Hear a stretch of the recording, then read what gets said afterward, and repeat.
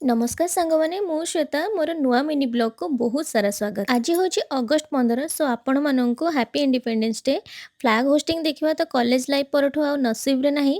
But husband ଯାଇଛନ୍ତି office flag hosting ପାଇଁ। ଆଉ ମୁଁ ମର୍ଣ୍ଣିଂରୁ ସବୁ କାମ ସାରି ଦେଇଥିଲି। ହେୟାର ୱାଶ୍ କରିବାର ଥିଲା ତାକୁ ବି କରିଦେଇଥିଲି। ଗୋଟେ ବଢ଼ିଆ ଜିନିଷଟା ଦେଖଉଛି ଏଠି ମନରୁ ଉଠିଥିଲା ମେ ବି ପରିବା ଚୋପାରେ ମଞ୍ଜି ରହିଯାଇଥିବ। ଆଉ ମୁଁ ଏଠି ପରିବା ଚୋପା ପକାଏ ତ ସେଥିରୁ କଖାରୁ ଗଛରେ ଏତେ ସାରା କଢ଼ ଆଉ ମୁଁ ଦେଖିଲି କି ଫୁଲ ସକାଳୁ ଫୁଟି ମଉଳି ଯାଇଥିଲା।